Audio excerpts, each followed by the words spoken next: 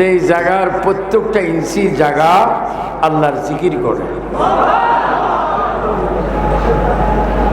কারণ এই 34 বছর আগে হুজুর কাবলা বর্তমান গদিনিশীন মোর্শেদ কাবলার উপস্থিতিতে হুজুর কাবলা যখন ইন্তেকাল পৃথিবীর থেকে চলে যাচ্ছেন, পর্দা করতেছেন 88 8ই অক্টোবর, 88 8 অক্টোবর রোজ শনিবার। কিন্তু তার আগের দিন শুক্রবার হুজুর কাবলার এজাজতে মসজিদে আমি জুমার নামাজ পড়েছি। এবং যখন আমি 8 অক্টোবর ঢাকাতে গেলাম, আল্লাহু আকবার, অন্য কিছু আর দেখতে পেরেছি কি পারিনি সেটা আল্লাহই দেখেছে, নবীজি দেখেছে। হুজুর কাবলা ইন্তেকালের আগে, আল্লাহ রসুলের কাছে যাওয়ার আগে বর্তমান গদিনিশীন পীর সাহেব কাবলার উপস্থিতিতে, আল্লামা খাজা আবু তাহের রহমতুল্লাহর উপস্থিতিতে, ওনার আরো অনেক বাইর ছিলেন, তাদের উপস্থিতিতে হুজুর কাবলা বলেছে, তোমরা একটু সরে যাও, আমি দেখতেছি নবী আমাকে নিতে আসতেছে। এবং কলমা শরীফ পড়ে নবীকে সালাম দিয়ে তিনি কলমা শরীফ পড়ে এই দুনিয়ার থেকে ওই দুনিয়ায় চলে গেলেন। এবং আমি বলতাম, হুজুর আপনি তো মুজাদ্দেদ, এত তসবিহ পড়েন কেন? আমার কবরে দেখিস। এই কথা বলছিলাম হুজুর কাবলা পর্দা করার প্রায় 18-19 বছর আগে। হুজুর কাবলা জবাব দিলেন, আমি তসবিহ পড়ি কেন আমার কবরে দেখিস?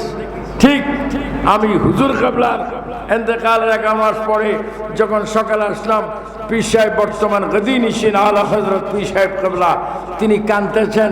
তিনি একটু বলেছেন যে হুজুর কাবলার কাফনকে আমরা যেটা বাক্স ছিল সেটাকে উঠে আবার সুন্দর করে দিয়েছি। তখন তো আমার কলিজা আগুন লেগে গিয়েছে। আমি এখানে এসেছি। হোসেনপুরের একজন আবেদ আলী একজন পীর ভাই ছিলেন, তিনি আমাকে বললেন, কাদরি ভাই আপনি কি হুজুরকে দেখবেন? কি হুজুরকে দেখবেন? যখন উনি 1 2 3 4 5 6 ইট দিয়ে যখন একটু ফাঁক করে দিলেন, আমি হুজুর কাবলাকে প্রথম দেখতেছি না, হঠাৎ করে দেখতেছি আমার জামি যেদিকে এই দিকে হুজুর কাবলা শুয়ে আছেন। আমি হঠাৎ করে হুজুর কাবলার কদম মোবারকে দৌড়েছি, এরা টানে আমাকে, আমি টানি হুজুরকে। আল্লাহর কসম, হুজুর জিন্দা জিন্দা জিন্দা, চিৎকার করে মারহাবা।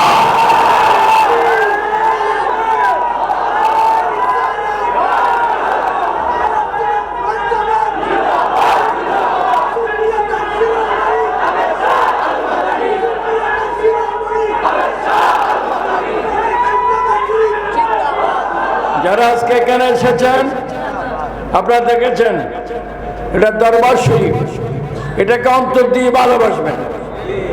আখিরাতে আর কিছু না হোক, যদি আপনি ইমাম রব্বানী দরবার শরীফের গোলাম হয়ে যান, বাইতে রসুল হয়ে যান, আল্লাহর কসম, বাইতে রসুল শব্দ যখন আপনার আমল নামায় দেখা যাবে, নিঃসন্দেহে আমার নবী আপনাকে সুপারিশ করবে। যারা আমরা বাইতে রসুল চাই কি চাই না? ইমাম রব্বানী দরবার শরীফ চাই কি চাই না?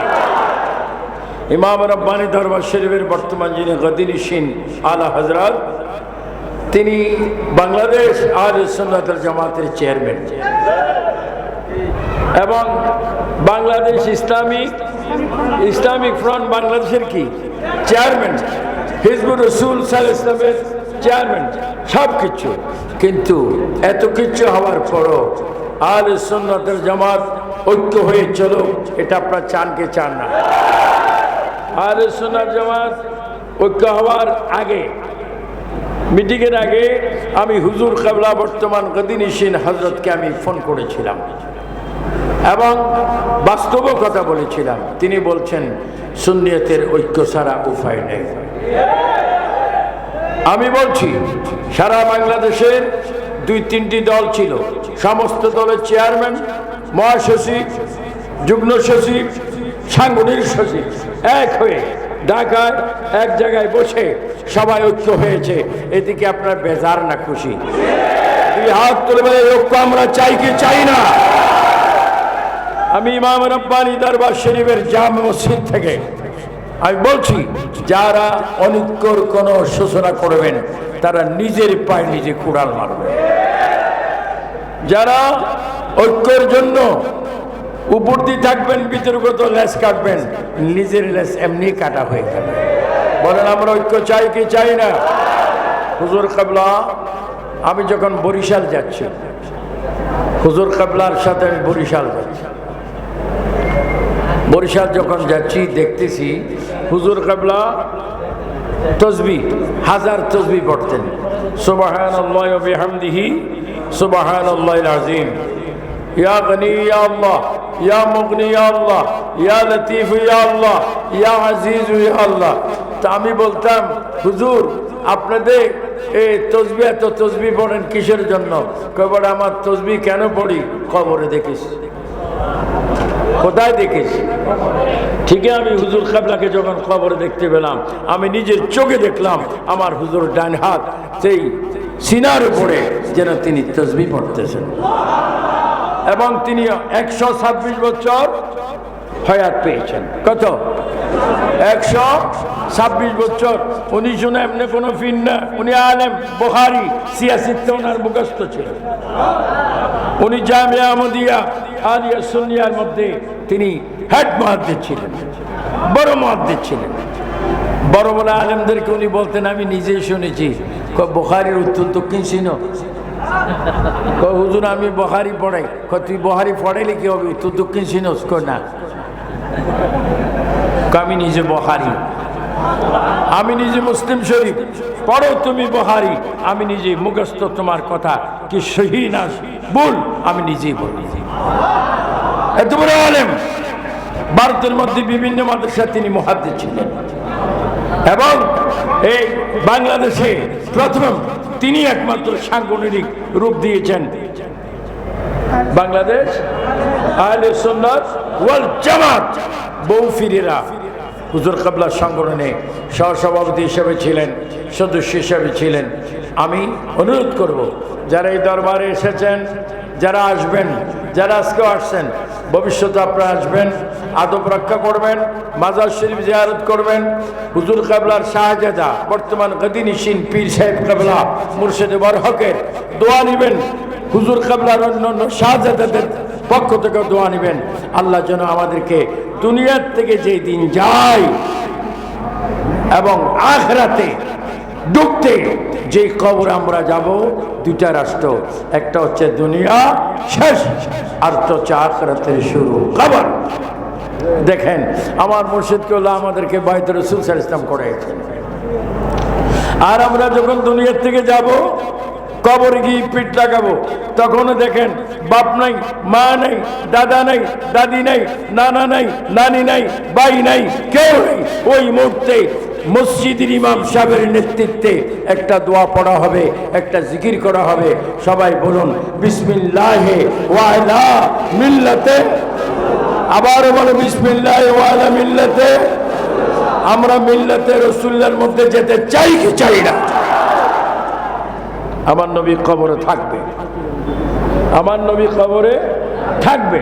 আতে কবর তো ভরে, আমার নবী কবরে যখন আপনাকে নিবে পশ্চিম পাড়ে তখনও থাকবে না, না যখন আপনার জানাজা হবে তখনও থাকবে না, যখন গোসল হবে তখনও থাকবে না, যখন আজরাইল ইসলাম আমার আপনার প্রাণ নেওয়ার জন্য আসবে, আজরাইলের চেহারা দেখার আগে আমরা নবীর চেহারা দেখব।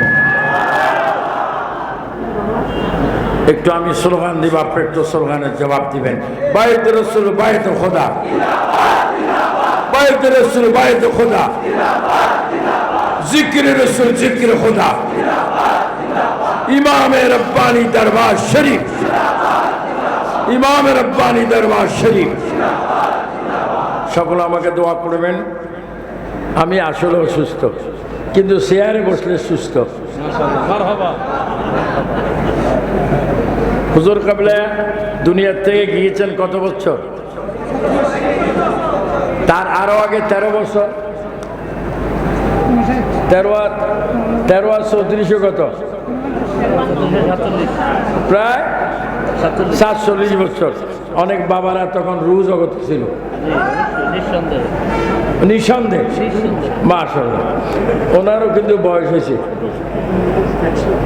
হ্যাঁ, আল্লাহ পাক আমাকে আপনারা দোয়া করবেন, শুধু আমাকে নয়, দরবার শরীফের যিনি গদিনিশিন আলা হযরত আওলাদ রসুল মুর্শিদি, যেহেতু তিনি গদিনিশিন, যদি আমি হুজুর কিবলা রাদিয়াল্লাহু তাআলা আনহুর মুরিদ, তারপরে যেহেতু হুজুর কিবলা শাহজাদে গদিনিশিন হিসাবে আছে, তাকে আমরা মানতে হবে কি হবে না? দোয়া নেবেন, নিজের পরিবার পরিজন আত্মীয় স্বজন যদি বায়াত না হয় তাদেরকেও বায়াত করাবেন। সাংবাদিক ভাইয়েরা, মিডিয়ার ভাইয়েরা, প্রশাসনের ভাইয়েরা, প্রত্যেকের প্রতি আমার অনুরোধ, আর কিছু হোক বা না হোক বায়াত রাসূল গ্রহণ করুন।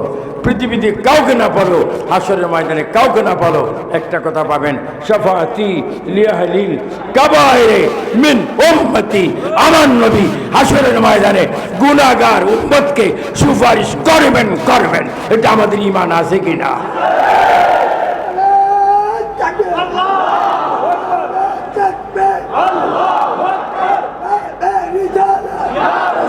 দরবার শরীফে অনেকে বলেছেন এটা এমন এক দরবার হবে মানুষ হয়তো না। যারা বলছে দরবার শরীফ মানুষ আসবে না, তোরা মানুষ কিন্তু তোরা জ্ঞান শূন্য, তোদের আকলে হেতিয়ালি মুচ্ছে, তোরা মারাত্মক। আল্লাহ তোমাদেরকে হেদায়েত করো। আর একটি কথা প্রশাসনের ব্যাপারে বলবো, আমরা মাজার শরীফ আগেও মেনেছি, এখনো মানছি, মৌত পর্যন্ত মানতে থাকবো।